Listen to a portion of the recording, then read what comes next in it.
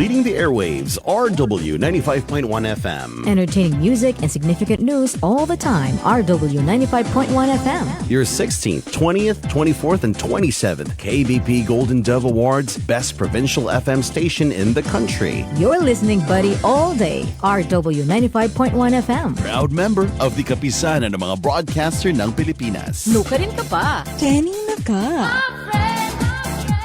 Halika na, RWFM. Joining na, doing a date with the best station. Kanina ka, radio 95.1. 95.1. Kanina ka.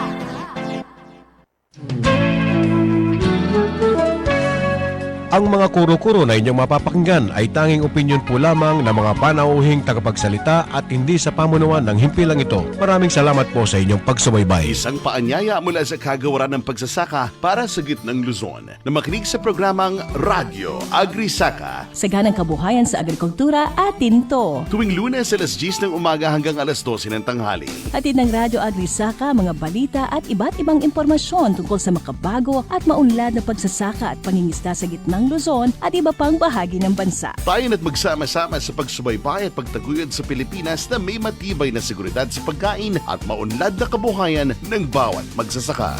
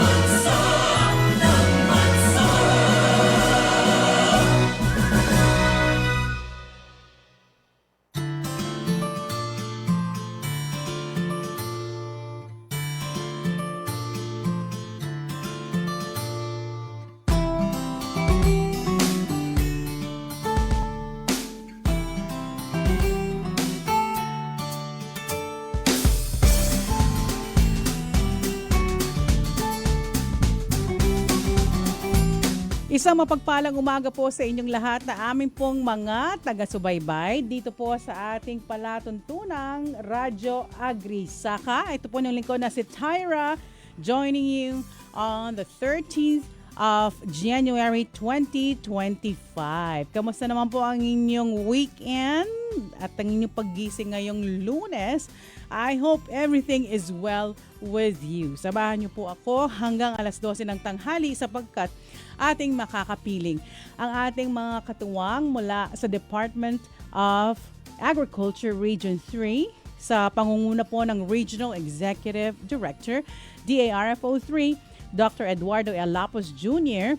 at ng Chief ng Information Section DARFO 3 Ms. Ozan Ono Ocampo Alas. Live po nating makakapiling ang Public Relations Officer 2 Regional Agriculture and Fisheries Information Section DARFO 3 Ernest Payawal. Good morning! Good morning po DJ Tyra at isang napakagandang araw din po sa lahat po ng tumututok ngayon sa atin pong programang Radyo Agri Saka. Saganang kabuhayan sa agrikultura atin to, lalong-lalo na po yung atin pong mga magsasaka, mangingisda na dito sa gitnang Luzon na nakatutok ngayon po sa atin pong programa.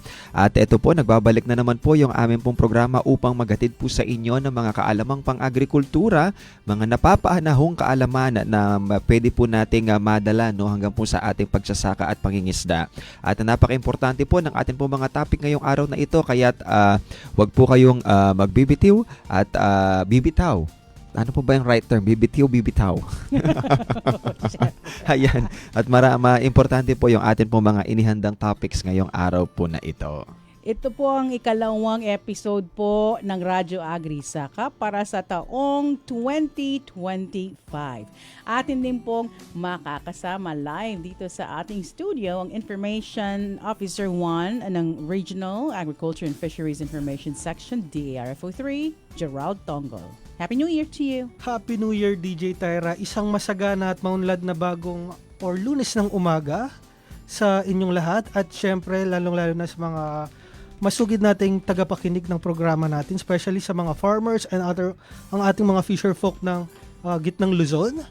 So ayun nga po, tutok lang po kayo para sa mga mainit at mga makabago, singbago ng ating 2025. Happy New Year po sa lahat. Greet lang po ako ng Happy New Year, first time ko mag-greet on air. Hello po, and tutok lang po kayo.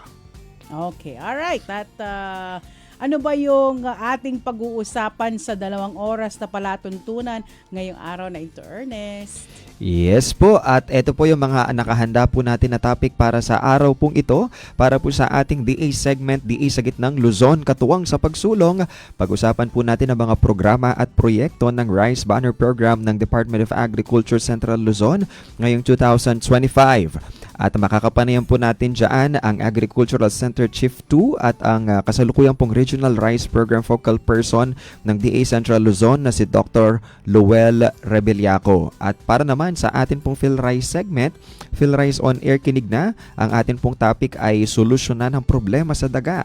Yan, para po ito sa palay, no? Makakapanayan po natin si Mr. Leonardo V. Marquez na isang Senior Science Research Specialist mula po sa Crop Protection Division ng DA PhilRice. At para sa ating ATI segment, ating paaralan sa himpapawid, makinig, mag-aral at matuto sa cellphone at radyo. Ang ating pong pag-uusapan ay Rice Program naman po, no? At suporta sa pagsasanay ng ATI Central Luzon para sa mga magsasaka dito po sa gitnang Luzon. Atin po yung tatalakayin. Hatid po sa atin ni Ma'am Reynalyn C. Gulen na Senior Agriculturist at Rice Point Person po ng DA Agricultural Training Institute Central Luzon. And of course, hindi po mawawala ang atin pong Radio Agrisaka Price Watch. Hatid po sa atin ng Reyna ng Palengke o Fashionistang Reyna ng Palengke. At happy na po ngayon ng Agribusiness and Marketing Assistance Division ng DARFO 3 na walang iba po kung hindi si Ma'am Menchi Nogoy. As usual, siksik, liglig ang impormasyong ating maririnig, malalaman, matututunan dito sa ating 2 oras na palatuntunan ng Radyo Agri Saka. Kaya naman, pwede kayong mag-join sa ating discussion by getting in touch sa Radyo Agri Saka text line. It's 0950-122-2505. Agri-Saka. Good news!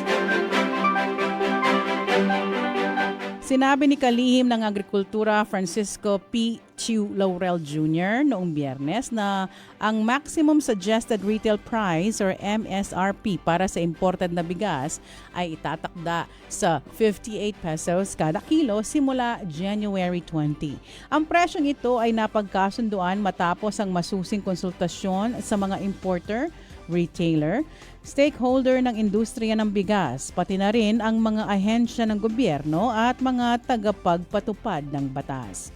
Ayon kay kalihim Chiu Laurel, ang MSRP ay ipapatupad sa Metro Manila sa simula at rerepasuhin buwan-buwan upang isaalang-alang ang iba't ibang salik, kabilang na ang pandaigdigang presyo ng bigas. Tinalakay sa mga konsultasyon ang patuloy na mataas na presyo ng bigas sa kabila ng pagbaba ng taripa sa bigas ni Pangulong Ferdinand Marcos Jr. at ng pagbaba ng presyo nito sa pandaigdigang merkado. Upang mabigyan ng mga Pilipino ng abot-kayang bigas, inatasan din ni kalihim Chiu Laurel ang Food Terminals Incorporated or FTI, isang korporasyon ng gobyerno sa ilalim ng DA na magsimulang magbenta ng bigas sa pamamagitan ng kadiwa ng Pangulo Centers at kiosks. Kabilang sa mga option ang 5% broken RFA 5 sa 45 pesos kada kilo, 25% broken RFA 25 sa 40 pesos at 100% broken RFA 100 o sulit rice sa 36 pesos kada kilo. Ang pangunahing produkto ng mga kadiwa ng Pangulo Store ay ang bigas na nagkakahalaga ng 29 pesos kada kilo na ibinebenta sa mga mahihirap na sektor tulad ng mga indigent, may kapansanan, nakatatanda, solong magulang at katutubo. Bukod dito, ang bigas na nakatago na ng hindi bababa sa 2 buwan ng National Food Authority or NFA ay ibebenta muli sa mga lokal na pamahalaan or LGU sa Metro Manila sa halagang 38 pesos kada kilo. Layunin ng komprehensibong plano na ito na patatagin ang presyo ng bigas habang sinisiguro na may abot kaya at dekalidad na bigas ang mga Pilipino. Nagpatupad ang kagawaran ng agrikultura ng pansamantalang pagbabawal sa pag-aangkat ng mga domestiko at wild birds mula sa New Zealand matapos ang ulat ng paglaganap ng avian influenza sa naturang bansa. Sa Memorandum Order No. 1 na kinumpirma ni kalihim ng Agrikultura Francisco P. Chiu Laurel Jr. na ang mga pagsusuri na isinagawa ng New Zealand National Animal Health Laboratory sa mga domestikadong ibon mula sa East Otago, Waitaki at Canterbury noong huling bahagi ng Nobyembre ay nagresulta ng positibong pagsusuri para sa H7N6 strain ng high pathogenicity avian influenza. Iniulat ng mga otoridad ng New Zealand ang outbreak na ito sa World Organization for Animal Health. Ayon kay kalihim Chiu Laurel, ang pagbabawal sa pag-aangkat ng mga domestikado at wild birds, pati na rin ang mga itlog, sisiw, semilya at karne ng manok ay mahalaga upang maiwasan ang pagpasok ng high pathogenic avian influenza sa Pilipinas at maprotektahan ang kalusugan ng lokal na populasyon ng manok. Ang industriya ng manukan, kabilang ang produksyon ng itlog, ay isang multi-bilyong pisong sektor na sumusuporta sa malalaking pamumuhunan, lumilikha ng maraming trabaho at may mahalagang papel sa pagsisiguro ng seguridad ng pagkain ng bansa. Bilang bahagi ng pagbabawal, iniutos ni kalihim Chiu Laurel ang agarang suspensyon ng pagproseso, pagsusuri at pag-issue ng sanitary at phytosanitary import clearances para sa mga produktong ito mula sa New Zealand. Gayunpaman, ang mga kargamento na nasa biyahe na load o tinanggap sa mga daungan bago ang opisyal na anunsyo ng pagbabawal ay papayagang makapasok. Basta't ang mga produkto ay nakaslaughter o ginawa bago November 9, 2024. Inatasan din ang mga quarantine authority na kumpiskahin ang iba't ibang produktong manok na binanggit ng memorandum order na ito. Ang kagawaran ng pagsasaka o DA at kagawaran ng kalakalan at industriya o DTI ay nagkaisa upang maghanap ng malikhain at makabagong paraan upang mapababa ang presyo ng bigas sa mas makatarungang antas at mabawasan ang pasaning pinansyal ng mga Pilipino.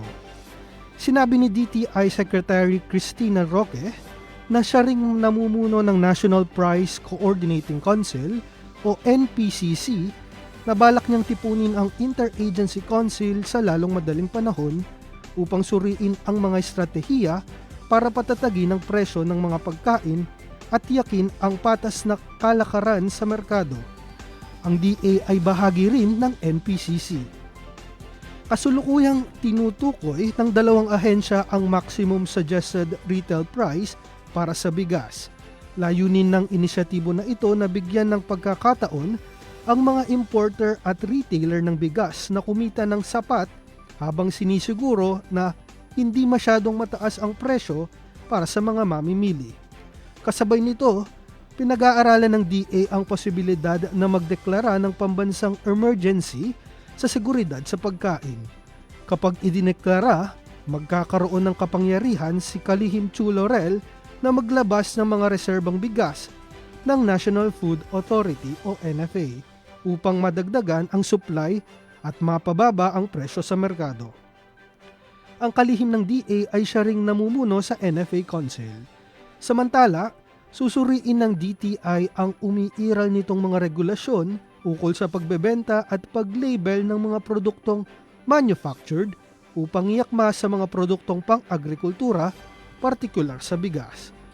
Ang mataas na presyo ng bigas ay nag-ambag sa pagtaas ng inflation noong unang kalahati ng 2024. Na pumigil sa Bangko Sentral ng Pilipinas na ibaba ang mga interest rate na mahalaga sa pagpapasigla ng pamumuhunan at paglikha ng trabaho.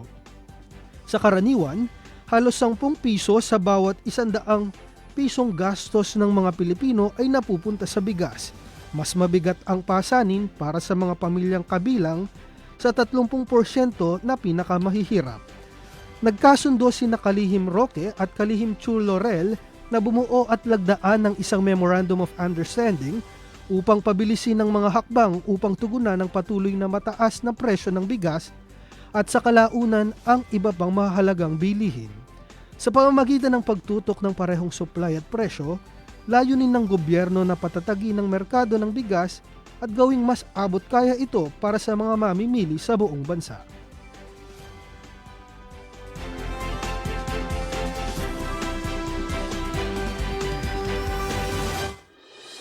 Agri-Saka. Good news! Inyong pinakikinggan ang Radyo Agri-Saka. Saganang kabuhayan sa agrikultura, atin to! Philippine Standard Time is 10:19. Time brought to you by Ginebra San Miguel. Kabayani kita sa One Ginebra Nation. Increase your market share and revenues with Bitstop Network Services, where we help you lower your cost of acquiring new clients. With BNS, you can deploy tried and tested strategies that leverage the power of the internet that is proven to work for businesses like yours. Call BNS at 6375-522-5089 for a free online conference to find out more about how our innovative web solutions can help you succeed. Your Countryside Radio is now online. Visit our website at www.rw951.fm and click RW Online Streaming on the upper right corner. RW Online Streaming is powered by Bitstop Networking Services Incorporated. Get updated. Know the latest. Be with the trend wherever you are. Just like and follow our official Facebook page, RW95.1 FM, and listen to your favorite programs via online streaming. Visit www.rw951.fm and click the play button for easy access. Bookmark the streaming link on your mobile phones. Nukarin ka pa. Kanina ka. Ito ay radio ad tungkol sa radio ads. Sa radyo para makabenta, pwedeng kumanta, la-la-la, magpatawa, ang di pwede, manloko. Example, ang produkto ko, pinakamagaling ito. Promise. Kung walang proof, superiority claim yan. Ayon sa Ad Standards Council, importanteng malaman ng consumers ang totoo. Totoo ba yan? Idaan sa Ad Standards Council. Learn more at asc.com.ph. Hi, sweeties. This is Alex. Let me take care of your afternoon music cravings. Chillax with me on Afternoon Rachada Monday to Friday, 4 to 6 p.m. No ka rin ka pa. Kanina ka. Ito po ang Radyo Agri Saka, saganang kabuhayan sa agrikultura, atin to. Kapili po ninyo dito sa ating palatuntunan ng inyong lingkod na si Tyra at ating mga partners mula sa Department of Agriculture Region 3 na sina Ernest Payawal at Gerald Tonggol. At shoutout sa ating nakikinig, nakatunin ngayon sa FB Live ng RW 95.1 FM. At ito pong programa po natin na ito ay naka-cross-post na rin po sa Department of Agriculture Central Luzon. Shout out to Joey Co. Manalili. Kahit din po kayo, pwede kayo mag-send ng inyong mga pa-shoutout, ng mga pagbati po ninyo. Katulad ng mga nagbe-birthday ngayong araw na ito, 13th of January, Kate Suba Sigüenza, Rafael Lumawig, Odette Pasion, Ronel De Leon, at kay Ariel Baking Laksa. At kung meron pa kayong kilalang ibang nagbe-birthday, Ernest and Gerald, this is your opportunity. Sige po, at gusto ko lamang po ng batiin ng advance happy birthday po yung kapatid ko po, Erwin Payawal, sa January 16, at sa January 14 naman po si Sander Garcia, happy birthday. Sa January 25 po, advance happy birthday kay Edriel Kayanan, at January 17 po, advance happy birthday kay Nino. Nakalimutan ko apelyido mo. Basta si Nino, malapit ang Nino. birthday niya siguro. Oo. Birthday na. Yes, greet ko rin ng belated happy birthday noong January 8 yung tita ko na si Ma'am Luzon Tonggol, Nunag, na nag-birthday noong January 8. Pasensya na tita, di ako nakapunta. Happy birthday. Happy birthday po sa inyo. At ang mga nag-birthday sa Laos Group of Companies, Adrian Ryan Dumaging ng Hyundai, Eduardo Cabrera ng Corporate Guarantee, Ira David ng Lassie, Reynold Gomez ng LGHI MSCCD. Si Ino pala birthday niya ngayon. Joe Marancheta ng Car World, Isa Kate Manuel ng Nissan, Warren Ladia ng Kia Pampanga. Happy birthday. At itong mga avid listeners natin, nabalitaan ko kay Mother, kay hello, at sandali nawala. Shout out po. Nawala. Ito, shout out po kay Carol Tuliao na owner po ng Cur 52 Meat Products sa may Bulaon Resettlement. Hello po sa inyo. Thank you so much for tuning in. At gayon din po kay Bobby Consigna, Kershin Tuliao, JC Mijares, Lara Tuliao, Syla Tuliao, Russell Kurt Tuliao, and Kate Tuliao. Thank you so much for tuning in. Sila yung nasa Block 108 ng Bulaon Resettlement. Uy, thank you so much po sa inyong pagtutok.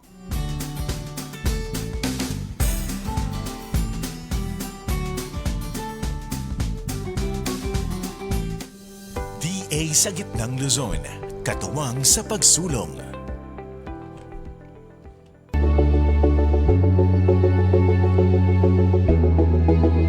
Ang palay ay isa sa pinakaimportanteng agrikultural na commodity sa bansa. Dahil dito nagmumula ang pangunahing pagkain na kanin ng mga Pinoy.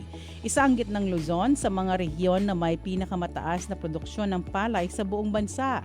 Dito rin matatagpuan ang Rice Granary of the Philippines na Nueva Ecija. Taon-taon ay ang gitnang Luzon din ang nakakapagtala ng pinakamataas na produksyon ng palay na umaabot na sa humigit kumulang na 20% ambag sa output ng bansa.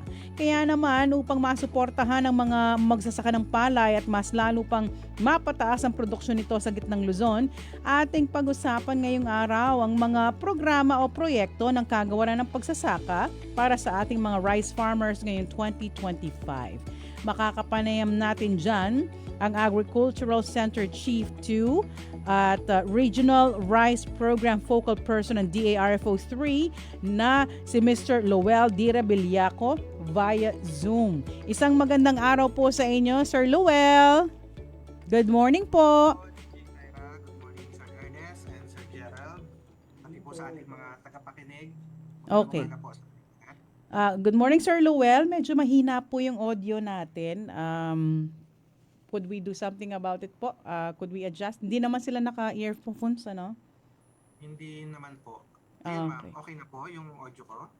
Alright. So, ipapa-double check pa po namin sa ating broadcast technician kung magagawa ng paraan. Sige lang po, sir. Kamusta po ang inyong Lunes? Ito po, busy ang Lunes dahil sa dami po ng mga inaasikaso po ng mga dokumento para sa paghahanda po nitong 2025. Okay, so we're wishing and hoping na everything will turn out just fine, lalo na sa mga respective departments po natin. Ano? Okay, so Sir Lowell, ano-ano po ba ang mga programa at proyekto ng RISE Banner Program ng DARFO 3 para sa taong 2025? Yes po, this 2025 po, ang RISE program ay nakapokus pa din po sa mga yield enhancing at cost reducing interventions gaya po ng hybrid seeds. Andiyan pa rin po, tuloy-tuloy pa rin yung ating fertilizer assistance. And meron din po tayong mga biofertilizer and soil amendments na ipapamigay in support po to the balanced fertilization strategy. And if ever naman po na magkaroon ng calamity, ay meron naman po tayong nakahandang binhi. Meron tayong seed reserves, at kung magkaroon man po ng pest incidences or outbreak, meron pa rin naman po tayong mga chemical reserves. So aside from mga inputs po na ipapamigay natin, tuloy-tuloy pa rin po yung ating mga pagsasanay na ginagawa sa ating mga magsasaka. So dito po yung ating Farmer Field School na nakapokus po sa climate resilient farm business school, and meron din po tayong training on good agricultural practices para sa ating mga farmers, and training on soil health restoration. And yung irrigation assistance naman po natin ay tuloy-tuloy pa rin naman po yung ating mga construction ng solar powered irrigation system, construction ng sweep, diversion dam, ganun po. And yung pamamahagi po natin ng mga machinery, this 2025 po, tayo po ay may mga allotment na combine harvester, four-wheel drive tractor, recirculating dryer, and hand tractor. Yes po. At marami po sa atin po mga magsasaka ang minsan po nagkakaroon po ng kalituhan daw po sa mga programa ng RISE program, kasi yun nga ang dami, no? So, maganda din naman yun kasi madami po tayong natutulungan, hindi po ba? Yan. Maari nyo po bang ipaliwanag po ang bawat isang programa o proyekto po sa ilalim po ng RISE Banner program? Siguro nagkakaroon lang ng kalituhan dahil nga doon sa mga pinanggagalingan ng mga inputs natin. So, gusto ko lang pong liwanagin na yung mga hybrid seeds po natin ay ito po yung nanggagaling sa DA Rice program, yung hybrid seeds. Yung mga certified seeds po na nare-receive ng ating mga farmers, ito po ay nanggagaling naman sa RCEP program. So, ulitin ko po, yung hybrid seeds po galing sa DA National Rice Program, yung certified seeds po na natatanggap ng ating mga magsasaka ay galing naman po sa RCEP program. Pagdating naman po sa irrigation facilities, yung tinatawag natin na NIS or CIS, yung National Irrigation System at yung Communal Irrigation System, ay sa NIA naman po yun, sakop po ng NIA. Ang sakop po ng DA Rice Program ay yung tinatawag natin na Small Scale Irrigation Projects o yung SSIP. Pagdating naman po sa machinery, may machinery po na ipinapamigay yung DA Rice Program, and at the same time, may machinery din po na ipinamimigay yung ating PhilMec naman po under the RCEP program. So, yun lamang po siguro yung nagiging kalituhan ng ating mga magsasaka. Mhm. Pero Doc, kung sakaling halimbawa makatanggap po sila sa ibang agency, pwede pa rin naman po sila makapag-request po mula po sa atin? Yes naman po. Pwede po. Ayun, sige po. Thank you. Okay, Doc. Kailangan, kompleto lang po yung mga requirements na hinahanap po ng ating opisina. Yes po. Doc, ano naman po ba ang layunin ng mga programa o proyekto na to? So yung mga nabanggit ko po na interventions na ipapamahagi natin sa ating mga magsasaka dito sa gitnang Luzon, of course ang unang-unang objective naman natin doon sa pamamahagi ng mga inputs at programa is mapataas yung ani ng ating mga farmers and at the same time, mapababa po yung kanilang cost of production. Para at the end of the cropping season, mas mataas po yung kita ng ating mga farmers. So tayo po ay hindi lang naman yung consumers ang ating gustong protektahan dito. Pati rin naman po yung mga producers which is our local farmers naman po. Okay, sir, sino-sino po ang mga target beneficiaries po ng programang ito? Of course, ma'am, ang target beneficiaries po natin ay yung mga magsasaka po ng palay, lahat po ng farmers na nagtatanim ng palay, basta kailangan lang po ay registered po sila sa tinatawag natin na RSBSA or yung registry system for basic sectors in agriculture. Sige po. And matanong na rin po namin, Doc, no, kung meron na ngayong araw po na ito or ngayong umpisa pa lang po ng taon, bagong taon, may mga target na rin po ba tayo kung mga beneficiaries, kung ilan po yung mga makakatanggap po mula po sa program po ng DA, specifically po ang RICE program? Yes, sir. So based po doon sa ating approved General Appropriations Act natin, yung naaprubahan po na pondo natin, may target po tayo na mga 250, at least 250,000 farmers yung makareceive po ng hybrid seeds at fertilizer assistance natin, and for biofertilizer and soil ameliorants, around nasa 80,000 farmers yung target natin na makareceive nito.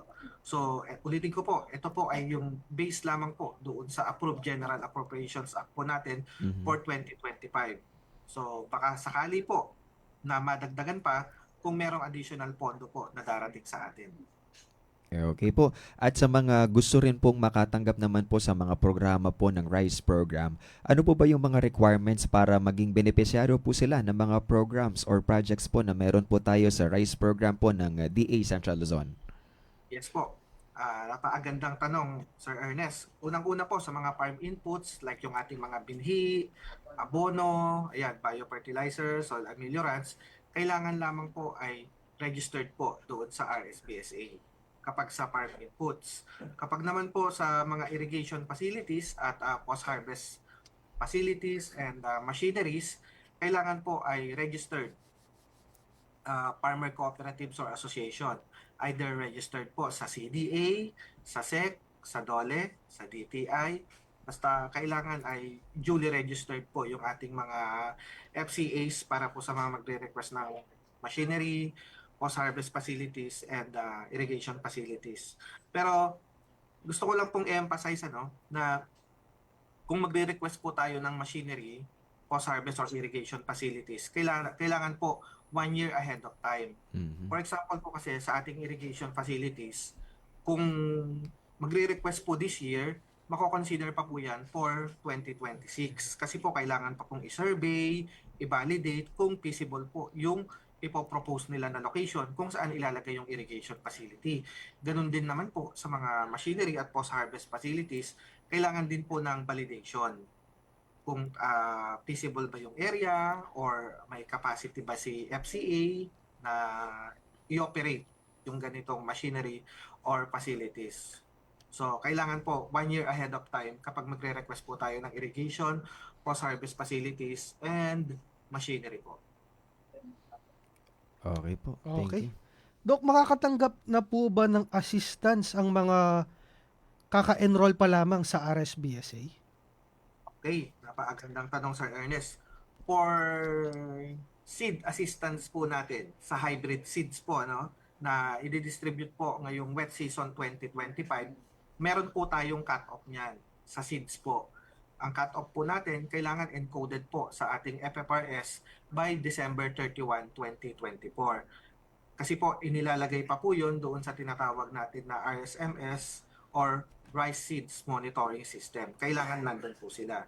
Pero pagdating naman po doon sa ating inorganic fertilizer, biofertilizer, soil ameliorants, chemical reserve or buffer stock natin, ay basta registered sa RSPSA. For example, sa fertilizer discount voucher natin, kahit na last week lang sila na-encode sa FFRS, this week pwede na silang gawan ng voucher. Okay.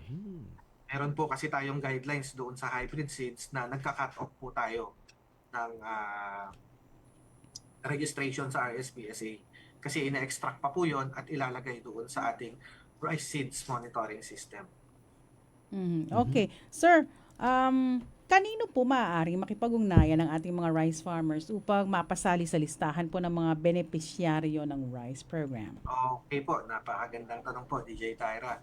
Para po sa ating mga magsasaka, mangyari lamang po na makipag-ugnayan sa ating provincial, city, or municipal agricultural officers natin sa ating mga kanya-kanyang munisipyo at probinsya para malaman po natin kung ano po ba yung mga programa, ano po yung mga requirements na kailangan para maging beneficiary po sila ng mga programa o proyekto or aktibidades ng rice program.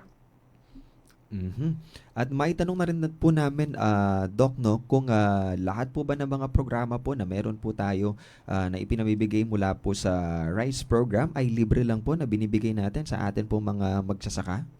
Yes po, Sir Ernest. Lahat po ng inputs, programa, proyekto, or activities, training man po yan, basta lahat po ng assistance galing sa Regional Rice Program ay libre po lahat. At wala po anumang bayad. So para po ito talaga sa ating mga magsasaka dito sa gitnang Luzon. Yes po. At pero nung mga nakaraang panahon po ay nagkaroon po kasi ng kaso, no, Doc Lowell, na may mga sa baba po na naniningil po ng minsan delivery fee or ibang fee ang sinisingil po nila, no. Ayan, ano po yung ginagawa po natin dun sa mga ganitong klase po ng kaso na sila ay naniningil? So, sa mga ganong kaso naman po, mangyari lamang po na i-report sa amin dito po sa Regional Rice Program kung may mga ganong insidente po na naniningil upang ma-validate at ma-investigahan din po natin kung bakit nga po ba may mga ganong singilan na nabanggit nyo nga po sa baba po yun. Opo. Mas maganda po, ma-report po sa atin para po ma-investigahan din natin for appropriate action po. Sige po. Okay. At may impormasyon po ba kayong nais idagdag, sir? Ang impormasyon na po na gusto ko pong idagdag ay ngayon po, nasa month of January pa lang po tayo. Pero this 2025 po, as early as March and April, ay magsisimula na po kaming magpamahagi po ng mga farm inputs, particularly po yung ating mga binhing palay para po sa mga magtatanim ng tinatawag natin na early wet planters. Yung mga nagtatanim po ito ng Mayo, ganun po kaaga. So, kailangan mga March at April ay nagdi-distribute na po tayo ng binhi natin.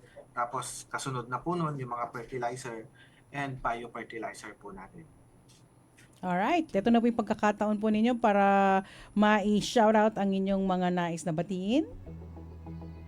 Okay, so gusto ko lang pong shout out or batiin lahat ng mga provincial, city and municipal agriculturists po dito sa Central Luzon. Kasama na po ang kanilang mga masisipag na agricultural extension workers na laging tumutulong sa Department of Agriculture sa pag-implement po ng iba't ibang programs and projects po natin. Okay. Hello po sa inyong lahat. Maraming salamat po sa inyong panahon at impormasyong inyong naibahagi po sa lahat po ng mga nakatutok sa ating ngayong araw na ito, sir. Okay, maraming salamat din po, DJ Tyra, Sir Ernest, and Sir Gerald. Thank you, Doc. Stay safe and God bless. At ayan, nakapinin po natin para sa DA segment ang Agricultural Center Chief 2 Regional Rice Program Focal Person, Doc Lowell D. Rebeliaco para sa mga programa at proyekto ng Rice Banner Program ng DARFO 3 ngayong 2025. Atin ang alam ngayon. Manatiling updated sa mga balita mula sa kagawaran ng pagsasaka para sa gitnang Luzon. I-like at i-follow ang aming Facebook page na Department of Agriculture Central Luzon. Abangan ng mga mainit na balita patungkol sa agrikultura na makakatulong sa inyong pagsasaka.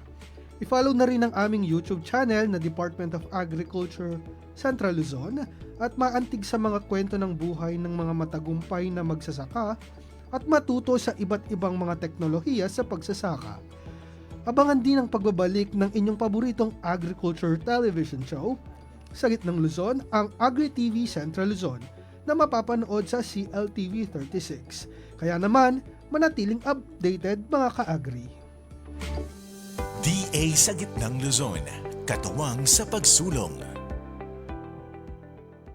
Ito po ang Radyo Agri-Saka, saganang kabuhayan sa agrikultura, atin to. Philippine Standard Time is 10:41. Be bold, be different, stand out from the crowd. The Southeast Asia's first ever all-in-one pop-up mobile gaming and entertainment truck for on-ground and online events has finally arrived. GG Truck Luzon. Effectively roll out your campaign with GG Truck Luzon through its innovative features, including a large LED display screen, amplified sound system, and unlimited Wi-Fi connectivity to help you entertain, engage, and enable your audience wherever they are. For inquiries, you may call 0920-976-8482 or visit GG Truck Luzon at Laos Group Complex, Jose Abad Santos Avenue, City of San Fernando, Pampanga. Energy saving tips from Angeles Electric Corporation. Keep your air conditioning system well maintained. A well maintained air conditioning system operates efficiently using less energy. Tips from Angeles Electric Corporation. Huwag mag-atubiling i-report ang mga taong sangkot sa illegal na koneksyon ng kuryente. Itawag sa Angeles Electric Corporation sa 045-888-2888. Umasa po kayong ang inyong report ay mananatiling pribado. Nagbabalik ang Radyo Agri-Saka, saganang kabuhayan sa agrikultura, atin to. Tayo po ay nakatutok dito sa ating palatuntunan ng Radyo Agri-Saka. Kapiling po yung lingkod na si Tyra at ang ating mga katuwang mula sa Department of Agriculture Region 3 na sina Ernest Payawal at Gerald Tongol. Shoutout muna tayo sa mga nakatune in via Facebook Live kay Gracia Cruz, J.Ann Bustalino, and kay Bap Motel Tropicana. Hello po sa inyong lahat. Kung meron po kayong nais na pabati, may mga milestone celebrations po na sa buhay ninyo, sa makilala ninyo, isend nyo na po ang mga greetings na yan and we will be very glad to greet them for you. Alright, so eto na, magtungo na tayo sa ating susunod na segment. DA PhilRice, usapang palayan sa radyo, kinig na! Nakakaranas ka ba ng problema sa peste? Lalo na sa mga daga, kapalay, mukhang marami nakaka-relate dito sa mga daga na ito. Sandali, sabi nila wag daw murahin ng mga daga. Kasi na-hurt daw sila. At baka man nang huli, may gawin sila sa mga gamit nyo. Ako na-experience ko na yon. E di, nagkaroon ako ng expression sa isang daga. Alam mo ba yung nakasabit ko na dami? Nginat-ngat. Bawal pala yan. Oo, kaya wag naman mo daw silang mumurahin. Ewan ko kung bakit. Nararamdaman din kaya nila yon? Ayaw nilang minumura, no? Oo. Ang daga kaya sa kanila, friends. Ang daga kaya mga nagmumura. mababait, sabi. Ang daga kaya nagmumura. Paano kaya kung sakali? Naninira lang siya. Ngat-ngatin natin. Ngat-ngatin natin sila. Malaki po ang epekto ng kanilang pananalakay sa dami at kalidad ng ani. Naku, hindi lang pala sa mga bahay o kaya mga structures merong mga daga, no? Hindi lang sila naninira ng gamit sa bahay, pati palayan ay apektado. Kaya mahalaga ang tamang kaalaman para maagapan at mapamahalaan ito. Kapag alam mo kung paano harapin ang pesting ito, makakatipid ka sa gastusin at mababawasan ang alalahanin. Tandaan, may mga kaibigang insekto na nakatutulong sa palayan, kaya't maging maingat din po sa paggamit ng spray. Hindi lahat na nakikita ninyong insekto dyan ay mga kalaban. Meron tayong mga kakampi dyan. May napansin ka na bang pinsala ng daga sa iyong taniman? Ang tanong, paano mo malalaman na may daga nga?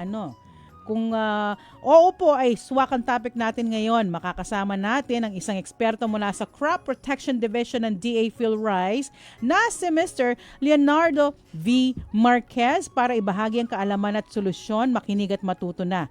Isang magandang araw po sa inyo, Sir Leonardo V. Marquez. Good morning! Good morning po. Magandang umaga po sa inyo at magandang umaga po sa ating mga tagapakinig. Kamusta po si Sir? Hulaan ko pang nickname po ninyo, Ileo. Yes po. Ayun. Leo. Tumama ako kasi pwedeng din, Nardo. Di ba, Sir? So, mas pinili po ninyo ang Leo. Leo. Kung mga taon po siguro 1960s, pwede na ang Nardo. Mas bata po sa 1960s. Kaya okay na po ang Leo. Okay na yung Leo. Okay, sige. Mas bata po ba ang dating ng pangalang Leo, Sir? Yes po. Okay. Sir Leo, good morning. Ngayong malamig po ang panahon, ano pong nararamdaman ninyo, Sir? Malamig, masarap matulog. Nako, ngayong malamig ang panahon, mas mataas ang posibilidad na kung tayo ay naaantok kapag malamig, ang mga daga pala ay sumasalakay sa ating mga palengke kapag malamig, no, Sir? Well, ano po ba yung dahilan kung bakit lubos na nakakapinsala ang daga sa ating ani at bakit tuwing malamig ang panahon sila naglalabasan na dapat humahalikip-kip sila sa kanilang mga kulungga, di ba? Sa mga lungga. Mm-hmm. Okay, magandang umaga po muli sa ating mga tagapakinig. At yung opening nyo, ma'am, ay napakaganda. Marami po kayo tayong tanong doon. So, umpisahan po natin ang pagsagot isa-isa. Sabi nyo, ngayong malamig ang panahon, ay mataas ang posibilidad na sumalakay ang mga daga. Actually, hindi lang po dahil sa malamig ang panahon, kundi dahil po matubig. O kaya malamig ay dahil matubig ang paligid at ang mga daga po ay mabilis na dumadami kapag po enough yung kanilang pagkain at ito nga po ay dala ng sapat na patubig. And ang tanong po natin ay ano po ba ang dahilan kung bakit lubos na napaminsala ang mga daga? So ang mga dagang bukid po kasi ay sumasalakay sa palay sa lahat ng yugto ng buhay ng palay. Ay, salbahe. Ibig sabihin, pag nagsabog ng buto, o kaya pag tumubo at saka namunga, lahat po yan ay pinipinsala po ng mga dagang bukid. Wala po silang pinipili. At saka po, ang mga daga po, ang pinsala nila, hindi nila kinakagat lang. Ang ginagawa nila, pinuputo nila yung buong puno ng palay. Kaya malaki talaga ang mawawala sa ani ng ating mga kaibigan magsasaka. Okay, nako. Ang mga daga talaga, ayoko na lang magsalita. Baka marinig ako.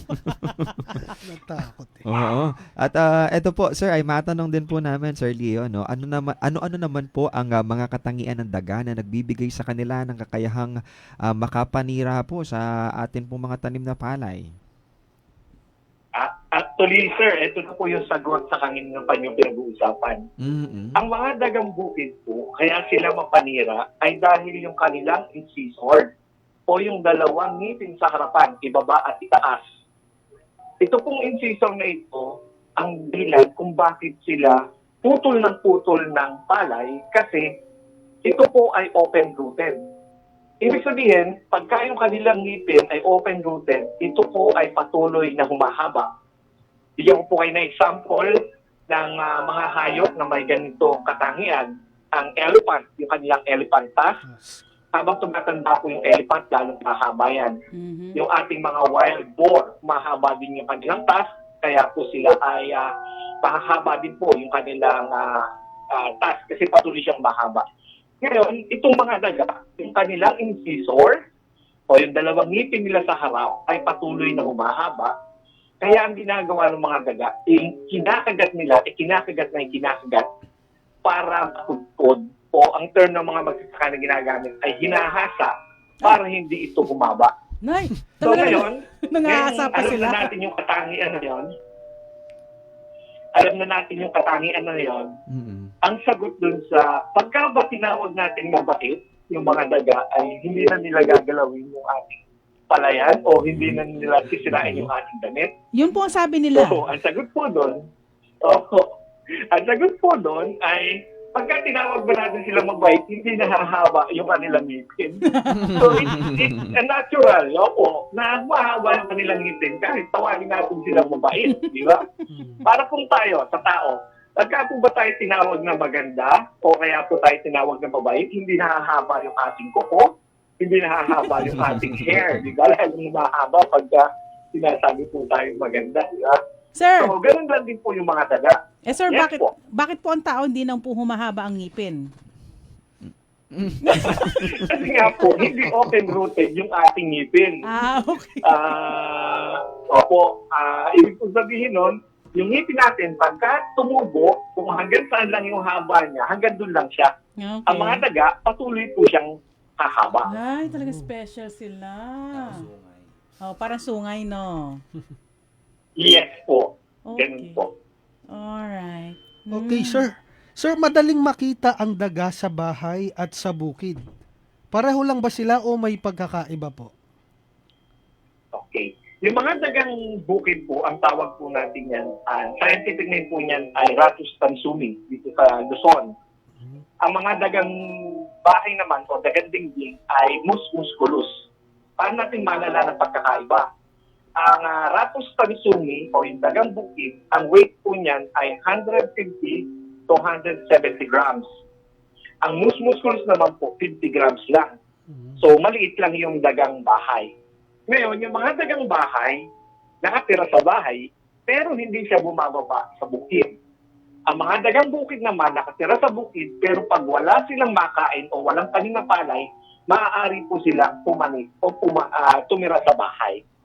So, maaari po silang makita sa bukid, maaari din po silang makita sa bahay. Okay. Laging problema ang daga. Naku, ito baka marinig na naman ako Sinasabi ko problema ang mga daga sa taniman, sir. Baka bigla maglaban sila mamaya. Isa ba ang kanilang mabilis na pagdami sa mga sanhi nito? At gaano po ba ka-fertile ang mga ito? Kaya't mabilis ang kanilang reproduction. Naku, magugulat po tayo. Okay, isa-isahin natin. Problema ang mga daga tuwing taniman. Yan po yung karaniwang connotation o yung sinasabi ng mga farmer. Kasi ngayon pong taniman o during land preparation, walang pinagtatago ang palay ang mga daga. Kaya nakikita sila ng mga palay. Yung nakikita sila ng mga farmer, yung population mismo nila. Kaya sabi marami sila. Ngayon, mabilis ba ang kanilang pagdami?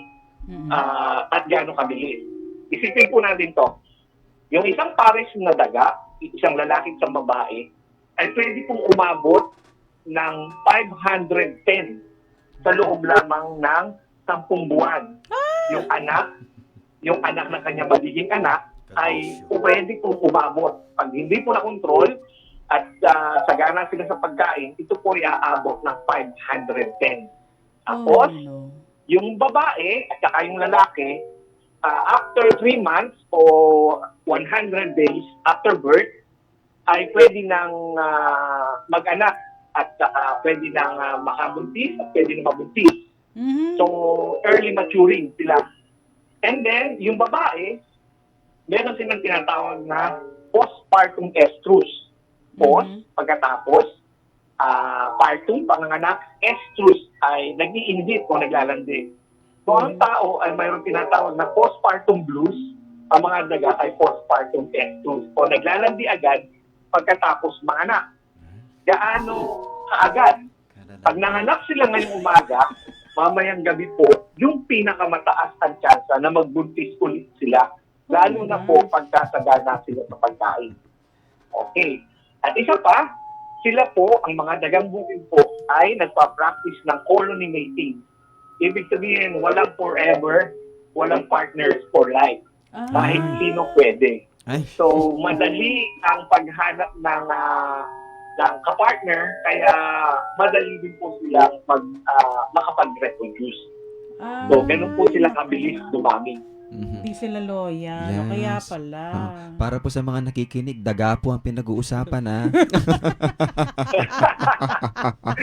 Okay. So, ang mga daga po talaga, kailangang mag-mate para dumami. Tama po?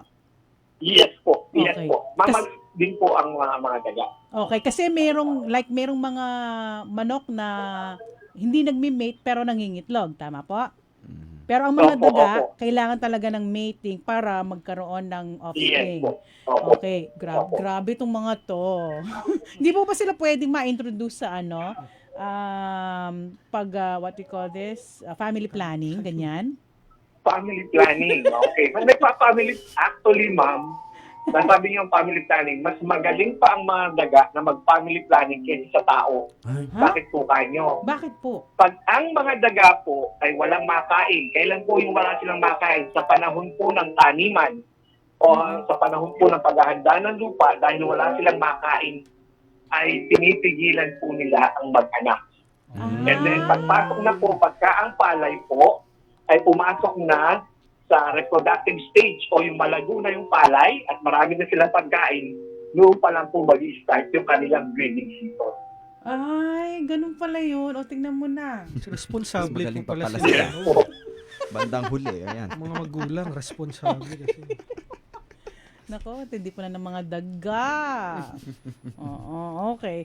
At nako ano po ba yung epektibong paraan para mapamahalaan ng daga sa palayan, sir? Mayroon po ba kayong mga tips o rekomendasyon para sa ating mga kapwa magsasaka? Yun, para naman po dun sa ating mga nakikinig na farmer, hindi naman po magaling sila ay wala tayong paraan. So, tingnan natin yung mga katangian nila at saka tingnan natin kung paano yung gagamitin para sa management. Alright. Unang-una, mas mainam po sa isang barangay o sa isang municipality, sabay-sabay silang magtanim o mag-practice ng synchronous planting. Di po ba nasabi ko kanina? Pagka po walang tanim, wala silang makakain, hindi sila nag-aanak. So kung ang mga farmer po sabay-sabay na magtatanim, sabay-sabay na mag-aani, magkakaroon po ng fallow period o yung panahon na wala tayong tanim, ang mga daga po ay hindi rin mag-aanak. So kung ang practice po sa isang barangay, may nagtatanim, may nag-aani, merong nagbubuntis ang palay o asynchronous ang kanilang planting practices, ang pagdami po ng mga daga ay tuloy-tuloy. So sabay-sabay na magtanim. Then pangalawa, dapat po ay panatiliin natin yung kalinisan ng bukid natin. Ngayon pa lang po na paghahanda ng lupa, dapat po, ang mga farmer ay nililinis yung kanilang mga pilatil para makita kung nasaan yung lungga ng mga daga. Ngayon, pag nakita yung lungga ng daga, huwag pong takpan lamang ng bato o kaya ng lupa yung kanilang entrance. Pinakamaganda po ay buhusan ng magkahalong tubig at putik yung lungga ng daga para yung putik titigas na din sa loob ng lungga at hindi na matitirhan ng daga yung lungga. Bakit naman po mahalaga na gano'n ang gawin? Kasi po, kahit mapatay natin yung daga na nakatira doon sa lungga, pagkalipas lang po ng 7 days o ng 1 week, may panibagong daga na naman po natitira doon. So mahalaga po na tanggalin yung gamit po ng daga doon sa ating lugar para sila ay mapamahalaan. And then, pangatlo po, pag pupunta na po tayo din sa paggamit po ng lason. Okay. Yung mga farmer po natin, o pasintabi po, yung sa mga farmer natin na ganito ang practice, yung mga farmer po natin, naglalagay po sila ng lason sa daga kapag ka po yung kanilang palay ay sinisira na ng daga.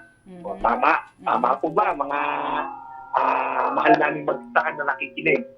Pagka po ganun ang ating ginawa, yung mga daga, parang pinamimili natin. Anong gusto mo pagkain?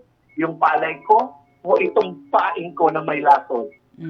So, siyempre, sanay na yung mga daga na yung palay mo ang kinakain, so yung palay mo pa rin ang patuloy nila kakainin. Okay.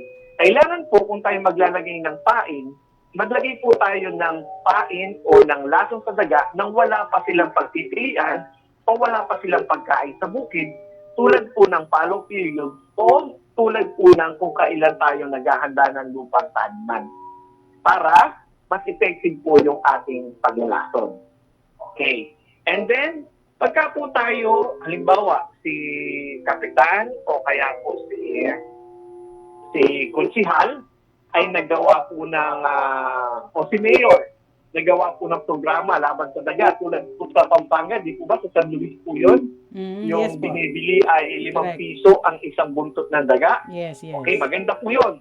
Pero ang pinakamaganda, ang maidadagdag ko lang po doon, dapat si rat hunter ay naka-registered bago siya magpalit ng buntot ng daga. Naka-registered siya kung taga saan siya at saka saan niya huhulihin yung daga. Baka si Leo Marquez na taga Nueva Ecija, nang huli ng daga dito, kinuha yung buntot, ipinalit sa Luis yung buntot. So, dapat po ay nakarehistro. Kilala kung sino yung mga taga-huli at saka alam ko sa dinuli yung kanyang daga. At isa pa po, 5 piso, pero pwede po natin taasan, gawin natin 10 piso ang pagpapalit sa panahon po ng 1 buwan pagkatapos ng taniman. Di ba? So bakit naman 1 buwan pagkatapos ng taniman? O halimbawa, ang taniman natin ay buwan ng Pebrero. So sa buwan ng Pebrero, 10 piso ang palit ng buntot ng daga para ma-intensify yung panghuhuli. Bakit kailangan nating intensify? Kasi po, ito po yung panahon na hindi pa nag-aanak yung mga daga dahil nagtatanim pa lang po yung mga farmers. So wala pa silang makain, kaya hindi pa sila nagtatanim. Hindi pa sila nagtaanak. So pwede nating taasan ang presyo ng buntot ng daga sa panahon po na ito na 1 buwan o yung hanggang 1 buwan pagkatapos ng taniman. At lastly, paalala lang din, kung ang isang farmer lang po ang magagawa ng rat management do sa kanya bukid, pwede na po siyang hindi mag-manage. Kasi ang rat management po dapat ay community activity. So dapat po lahat ng magkakalapit bukid ay sabay-sabay na mamamahala ng daga dahil ang mga daga po malayo po yung kanyang nararating o maluwang po yung kanyang nasasakupan.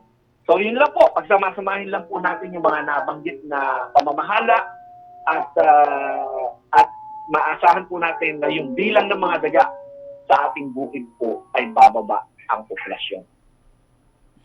Okay. Ayan meron din pala solusyon naman eh.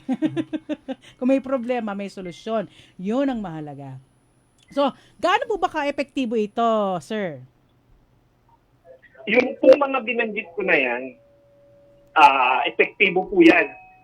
Kung gaano, kasi ang gawin na lang natin sukatan ay dito po sa PhilRice. Dati po, ang palit ko sa bawat daga ay 1 kilo po. 1 kilong bigas sa palit ng 1 daga. Ang budget ko po dito sa PhilRice, ang napatakupan po namin ay 130 hectares. Ang budget ko po dyan dati ay 10 kaban na palay or 10 times 5 is 500 kilos. So ngayon po, ang nauubos ko na lang po ay 5 kaban or 250, pero ito po ay umaabot na ng 2 season. Ibig sabihin, kung patuloy po natin ipapractice yung ganitong paraan, ay mapapababa po natin yung populasyon ng mga daga at mababawasan po natin yung kanilang mga damage. Okay. Alright. So, sir, bilang pangwawakas, mayroon po ba kayong mensahe sa ating mga tagapakinig?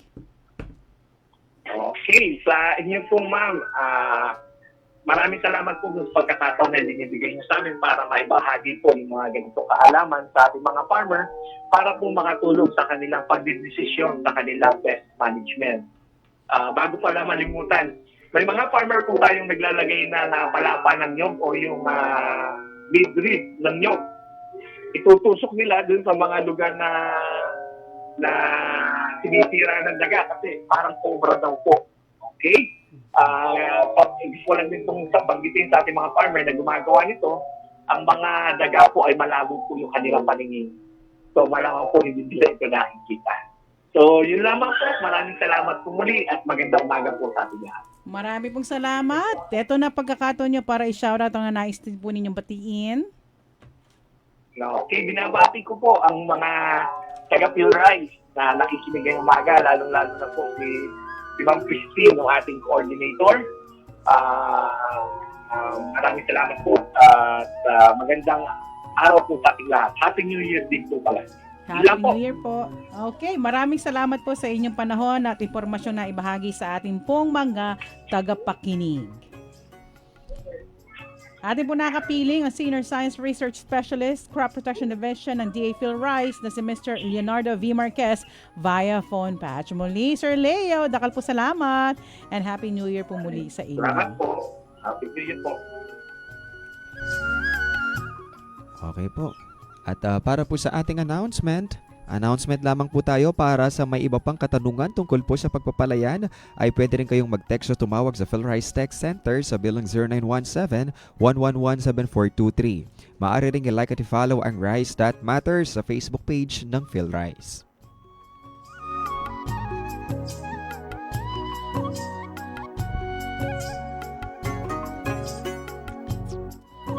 DA PhilRice, usapang palayan sa radyo, kinig na!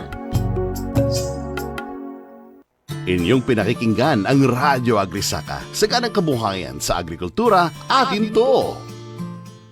Ito ay radio ad tungkol sa radio ads. Kung binentahan kayo ng sabong pampaputi, pati budhi mo puputi, pabubudol ba kayo? May Ad Standards Council Code na dapat sundin ng lahat ng advertisers. Bawal ang ganitong exaggerated claims dahil ang deserve ng consumers yung totoo, hindi panloloko. Kung may proof na ang sabon mo nakapuputi ng budhi, go! Idaan sa Ad Standards Council. Learn more at asc.com.ph. Get updated. Know the latest. Be with the trend wherever you are. Just like and follow our official Facebook page, RW95.1 FM, and listen to your favorite programs via online streaming. Visit www.rw951.fm and click the play button for easy access. Bookmark the streaming link on your mobile phones. Nukarin ka pa. Kanina ka.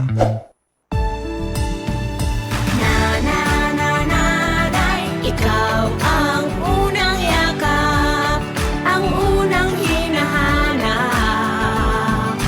Nanay, sa hirap ng buhay, ikaw ang tunay na kalinga. Ang ilaw ng tahanan at bayan, Nanay Party List, number 38 sa balota. Hi, I'm Ellie. Take away your stress and make your afternoon siesta a little more cozy and easy. Listen to Fine Tunes, Monday to Friday from 2 p.m. to 4 p.m. No ka rin ka pa? Kanina ka! Ito po ang Radyo Agrisaka, saganang kabuhayan sa agrikultura, atin to.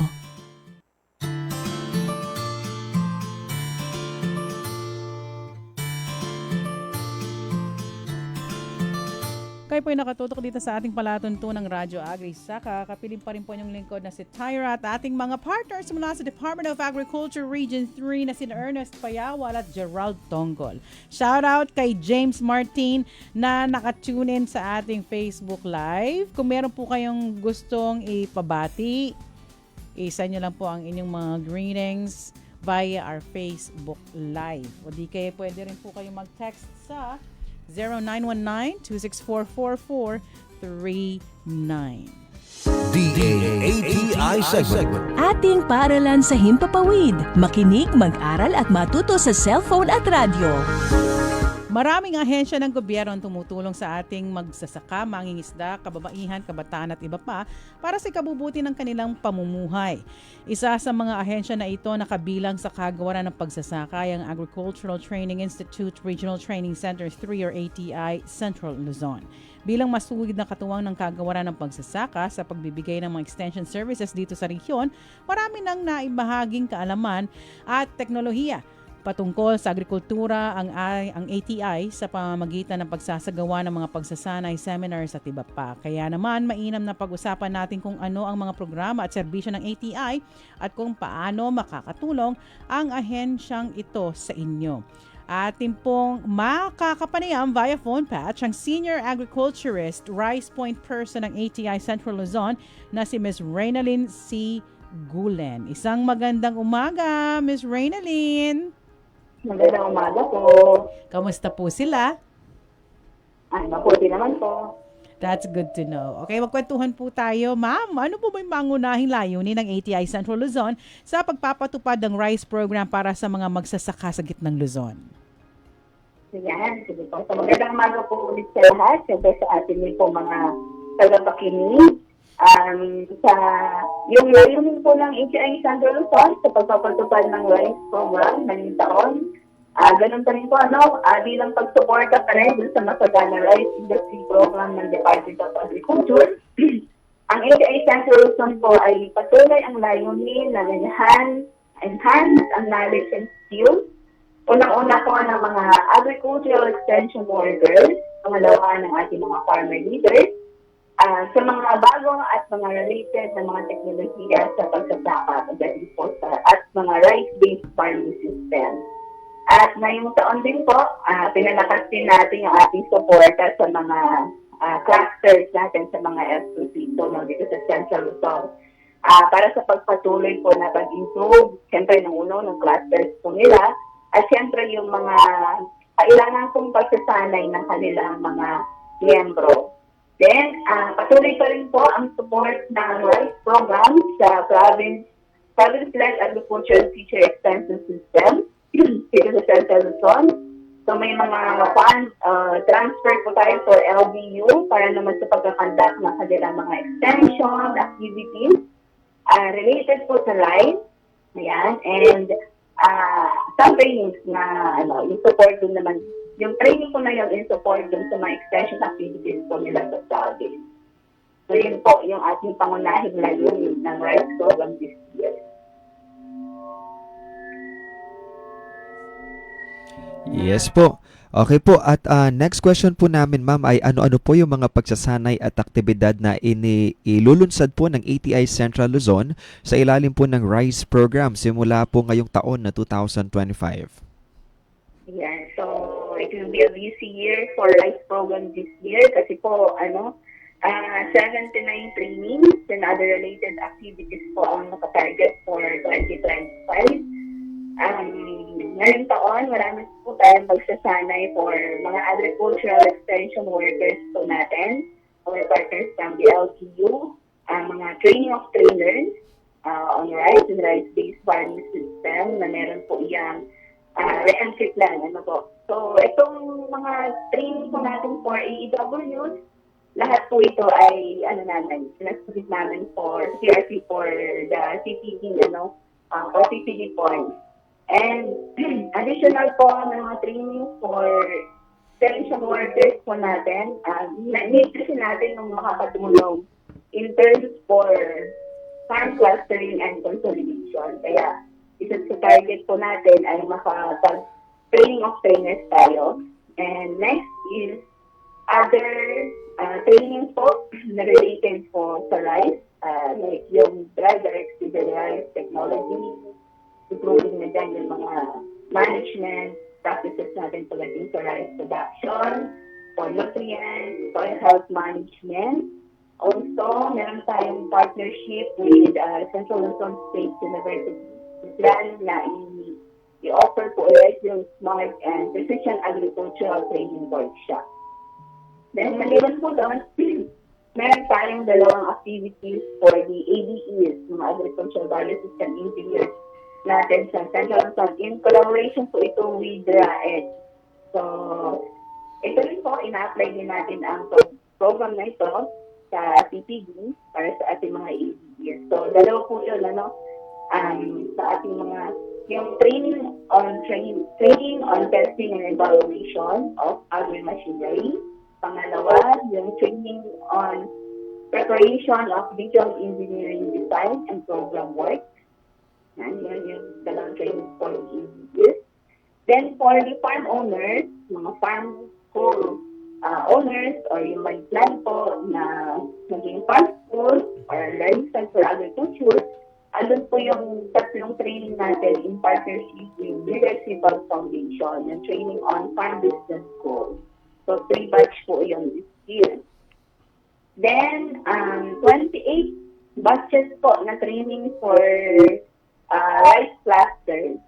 So, yung ating pong mga rice clusters na ibigay din naman po natin ng DARFO na target natin na rice cluster, iti-train po natin sila in crafting their cluster development plan.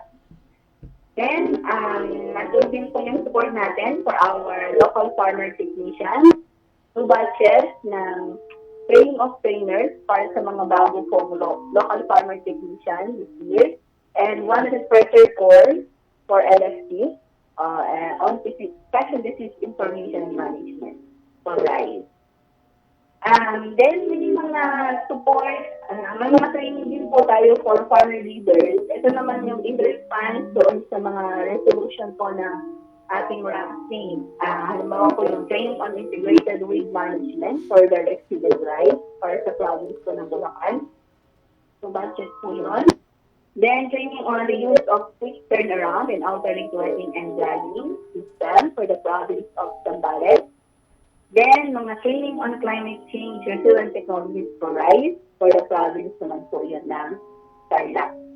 And maliban pa po doon, yung mga in-endorse po sa atin na needs ng ating mga exposito dito sa Central Luzon last year.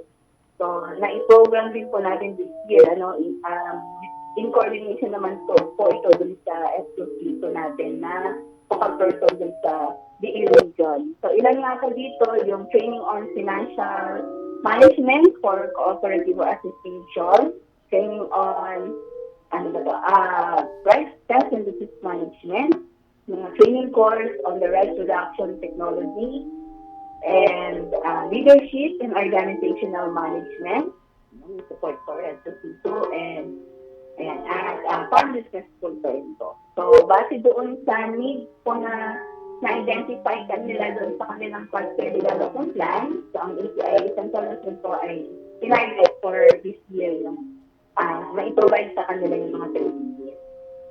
And nandun pa rin po yung ating Digital Farmers Program. So, meron tayong training of trainers on Digital Farmers Program at mga Digital Farmers Program for our farmers. So, dalawa yun, mga Farm Learn and Farm Tech Package. So, yun po ay, I think, magkakaroon ng separate discussion na lang para mas elaborate pa yung mga Digital Farmers Program natin underline. And of course, meron din pong School on Air. This year, na ang target ay 500 farmers. Is School on Air on crop diversification. And mga support activities for rice crop manager. Nandun pa rin po yung training on crop manager advisory services for EEW. And yung fit enhancement, meron din po ang under rice program sa pag-improve po ng ating mga fit sa ating mga LGU. At yung ating mga scholarship program, ito po ay year 3 na, batch 3 na to. Easy Agri Scholarship Program para sa mga kumukuha po ng agriculture course.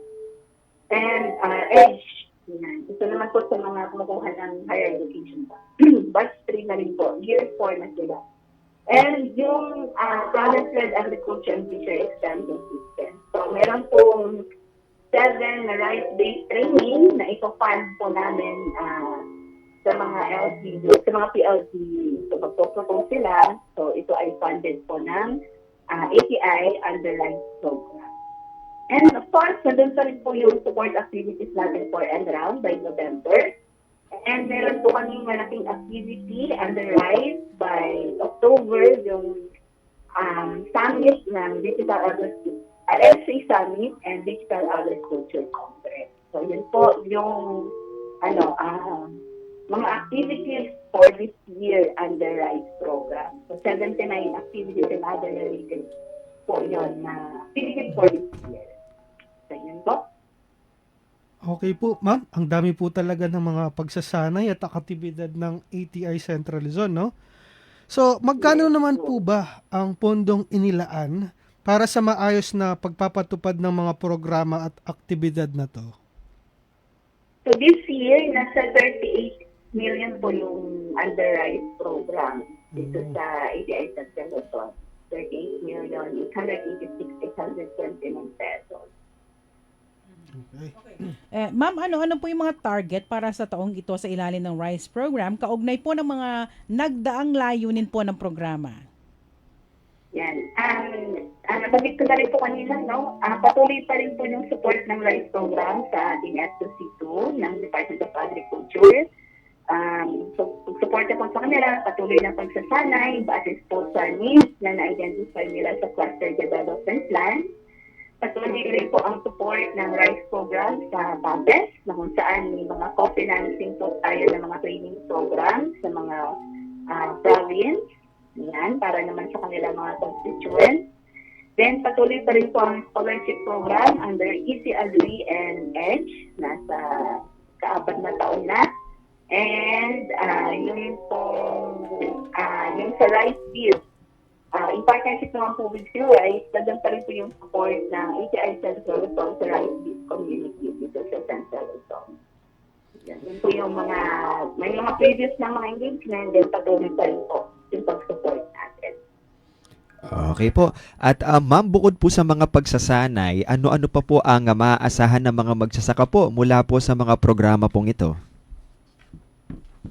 Actually, isa na, nabanggit ko na rin po, yung mga scholarship program for students na kumukuha ng agriculture, and nasa 3 taon na. Then, yung digital farmers program na kung saan yung mga farm tech package ay meron pong kaakibat ng mga drone servicing, may mga provision po yun. And yung sa fish enhancement natin, sa mga munisipyo po natin, sa mga munisipyo na may fish center na pwede ito natin i-enhance pa. Yan. Ito mga fish center po, yung mga pwede natin bisitahin at pwede tayo makakuha ng mga informasyon na related sa agriculture. Yan. Maliban pa po doon ang Central Luzon, yung patuloy pa rin po yung sa certification or enhancement po ng mga learning center for agriculture. Okay po, ma'am.